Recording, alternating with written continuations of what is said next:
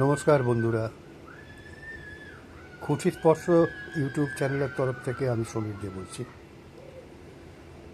প্রথমেই বন্ধুরা, আমি আপনাদের কাছে ক্ষমা চেয়ে নিচ্ছি। গত 2-3 দিন হলো আমি কিছু কন্টেন্ট আপনাদের দিতে পারিনি, তার কারণ আমার শরীরটা খুব একটা ভালো যাচ্ছে না, তাই আমি দিতে পারিনি। আপনারা আমাকে ক্ষমা করবেন। আজ শরীর ততটা সুস্থ না হওয়া সত্ত্বেও আমি আপনাদের সামনে এলাম, তার কারণ আজ 3রা সেপ্টেম্বর 2024 কলকাতা শহর একটি অভাবনীয় দৃশ্যের মুখোমুখি হয়েছে। আপনারা সকলেই জানেন যে গত 8ই আগস্ট কলকাতার আর.জি. কর মেডিকেল কলেজে একটি নারকীয় ঘটনা সংঘটিত হয়। সেই 8 তারিখ থেকে আজ প্রায় 1 মাস কেটে যাচ্ছে। আমাদের কলকাতা শহর প্রতিবাদের সরব, সমাজের সর্বস্তরের লোকেরা সেই ঘটনার প্রতিবাদের রাস্তায় নেমে এসছেন। গত 2রা সেপ্টেম্বর থেকে আজ 3রা সেপ্টেম্বর, এই দুদিন মিলে প্রায় 22 ঘন্টা জুনিয়র ডাক্তাররা আন্দোলন করছিলেন। তাদের মূল দাবি ছিল 3টে। নাম্বার 1, তাদেরকে লালবাজারের দিকে যেতে দিতে হবে। লালবাজারে গিয়ে তারা পুলিশ কমিশনারের সাথে দেখা করবেন, তারাতে নিজেদের স্মারকপত্র পেশ করবেন। 2, পুলিশ কমিশনারকে নিজে থেকে তাদের সঙ্গে দেখা করতে হবে। এবং 3, যদি ওপরের 2টি দাবি তারা প্রশাসন মেনে না নেয়, তাহলে তাদের 3য় দাবি হচ্ছে পুলিশ কমিশনারকে পদত্যাগ করতে হবে।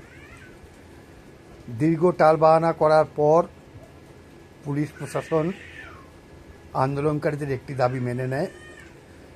এর আগে একটু জানিয়ে রাখি, প্রশাসনের তরফ থেকে যাতে আন্দোলনকারীরা লালবাজারের দিকে এগোতে না পারে, সেই জন্য 9 ফুট উঁচু লোহার একটি ব্যারিকেড বানানো হয়েছিল, যাতে আন্দোলনকারীরা সেই ব্যারিকেড টপকে লালবাজারের দিকে যেতে না পারে।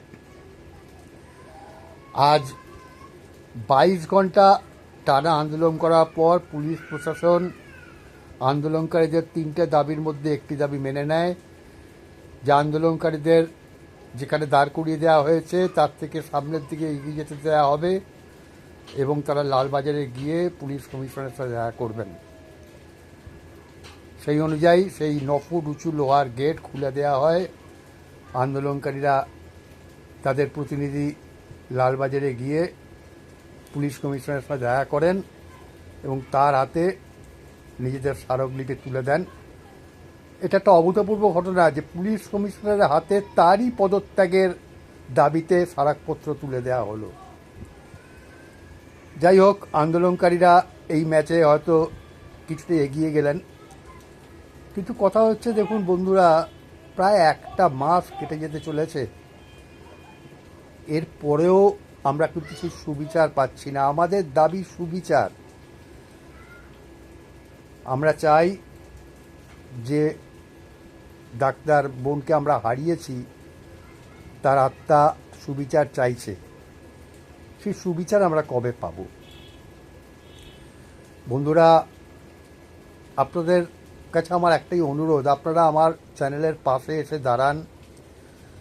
আমার চ্যানেলের যে ভিডিওগুলো আমি দিচ্ছি সেগুলোকে দেখুন, আপনাদের মতামত জানান, লাইক শেয়ার করুন, আর যত সম্ভব বেশি মাত্রায় সাবস্ক্রাইব করুন আমার চ্যানেলকে। ধন্যবাদ।